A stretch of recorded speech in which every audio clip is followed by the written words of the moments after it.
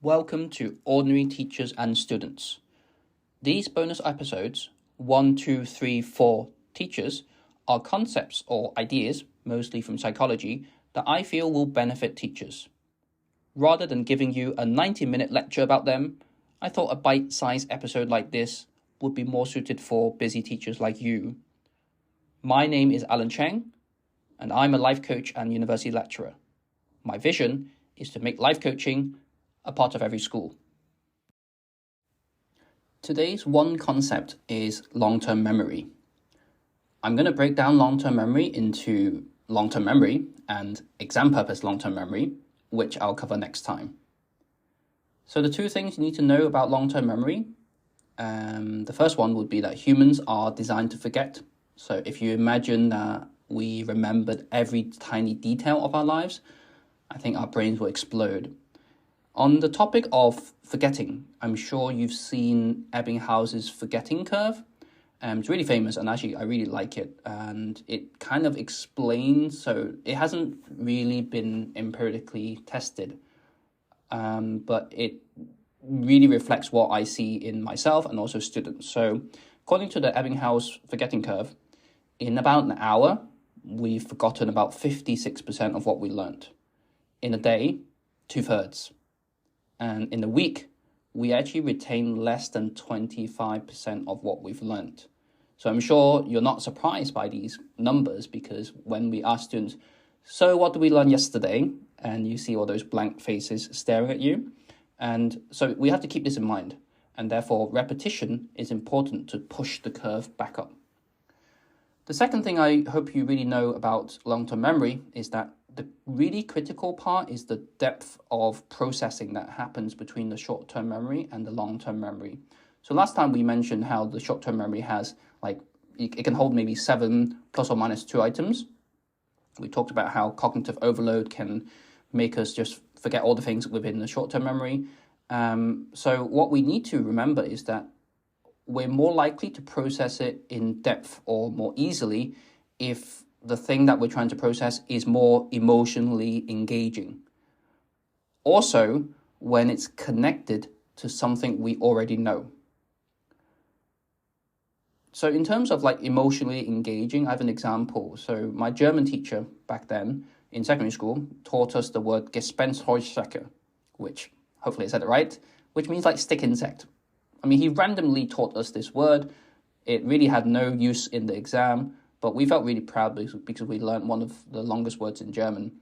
And so I used this in my own English lesson by teaching my students the longest English word in the Oxford Dictionary, which is pneumona-ultramicroscopic silicovolcanoconiosis, which is a chronic lung disease caused by volcanic ash or something like that.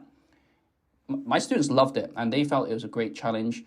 And once they did it, it was tough trying to learn how to spell it, but once they learnt it, they felt that they could learn, at least I could say to them, you could learn any word if you can learn this word. And many students today, in those classes that I taught this word, still quote this word back to me, which is great. Right, in terms of implementation ideas, here are the 3 practical implementation ideas. The first one is to do a recap and consolidation. I think we know that, but often teachers do a recap, but run out of time to do a consolidation.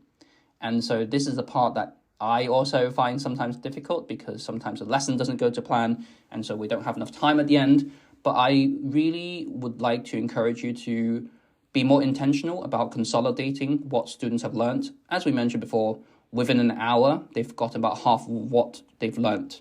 So if we don't consolidate it, then they will just forget by the next day. A quick exit ticket could be useful. So if you're short on time, giving them a slip of paper, write down one thing that you learned, and then hand it in at the door. Could be something really quick and simple, and then you can check to see what they did take away from the lesson. Second practical implementation idea would be intentionally drawing connections between different units.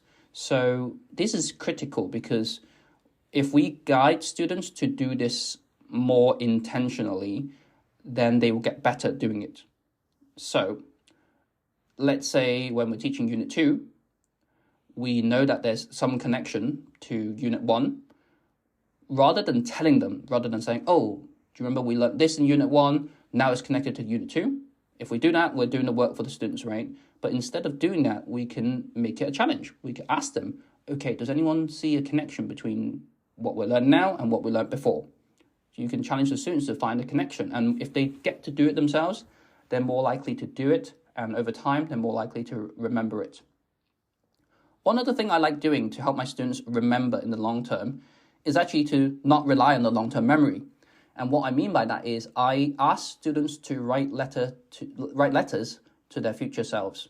So at the end of the unit, that's when they remember most about what they've learned in that unit. I would ask them and say to them, okay, imagine in 2 years' time in the public exam when you need to remember all these things, what would you want yourself to remember? And so they write a letter to themselves and then they keep it in the folder. And hopefully, the challenge is to keep that piece of paper safe for the next few years. So that's something I like doing, and I find it quite useful. When students read their own letters, they start to remember what they learned before. My 4 takeaways for you. Number 1, accept that humans forget. Number 2, be more intentional to help students draw connections between lessons and also between units. 3, make learning emotional. And 4, have a think about what made you remember things in the long term when you were at school. There you go. That's my 1, 2, 3, 4 teachers about long-term memory. Next time, I'll do another episode on long-term memory for exam taking. I hope you'll still remember what I talked about in a few weeks' time. So I hope you join us again next time on Ordinary Teachers and Students.